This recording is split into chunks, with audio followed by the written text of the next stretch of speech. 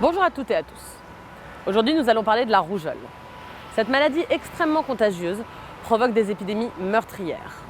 Nos équipes sont actuellement en train de la combattre en République démocratique du Congo, au Niger, au Nigeria, au Tchad ou encore au Yémen.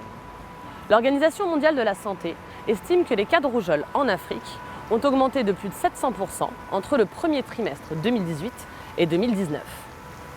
Intervenir lors d'une épidémie, c'est une véritable course contre la montre qui nécessite de faire des choix difficiles.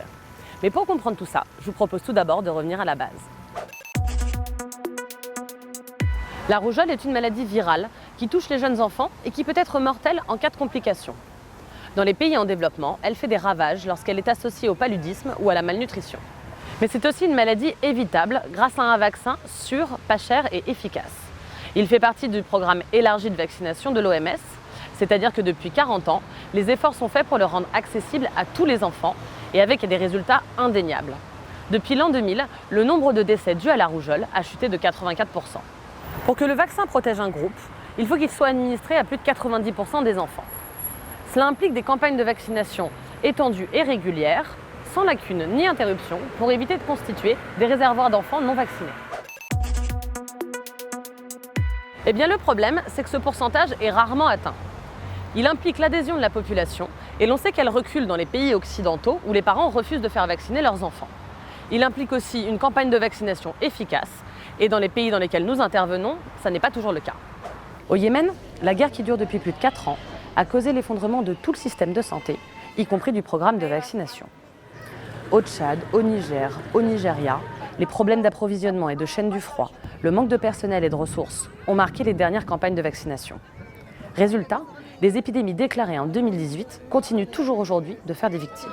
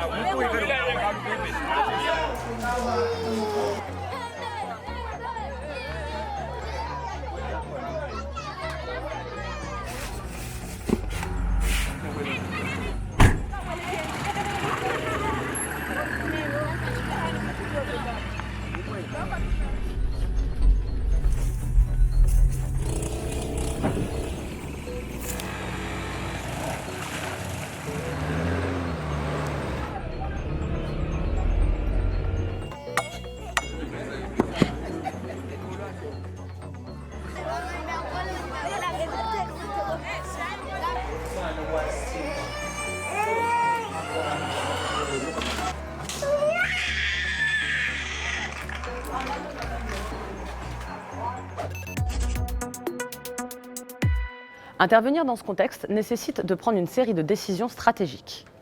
Il faut tout d'abord être très réactif et intervenir le plus tôt possible. Dans la zone de Katanga, MSF a lancé un programme en support du ministère de la Santé pour mieux répondre et idéalement éviter les épidémies de rougeole.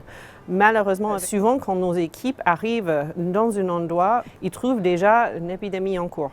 Nous devons définir rapidement les zones où nous allons vacciner. On intervient préférentiellement dans les endroits où il y a beaucoup de cas compliqués, il y a un taux de mortalité assez haut. On priorise aussi dans les zones voisines de l'épidémie, les zones avec une couverture assez basse ou une population d'enfants vulnérables plus haut peut-être que les autres zones. Il faut ensuite être capable de cibler les enfants les plus à risque. On a décidé de vacciner les enfants moins de 5 ans.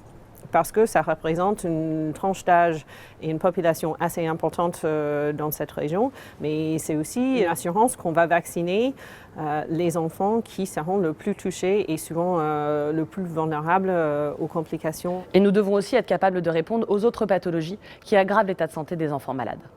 C'est une zone avec plusieurs défis sur l'accès aux soins et surtout pour les enfants. Donc l'idée derrière notre programme de prise en charge clinique pour la rougeole était aussi à soigner les enfants touchés par la rougeole, aussi malnutris et ou aussi avoir une infection du paludisme, etc.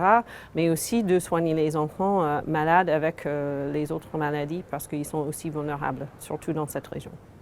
Les épidémies de rougeole récurrentes présentent des difficultés particulières pour les équipes.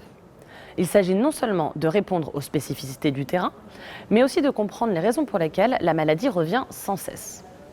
Au Katanga, les équipes sont obligées d'adapter leurs réponses aux leçons tirées de l'épidémie précédente. Aujourd'hui, elles espèrent que la mise en place d'un système d'alerte précoce sur des sites sentinelles permettra de détecter rapidement les zones à risque au lieu de courir sans cesse derrière les épidémies à répétition. Merci à vous de nous avoir suivis et n'hésitez pas à partager cette vidéo sur les réseaux sociaux.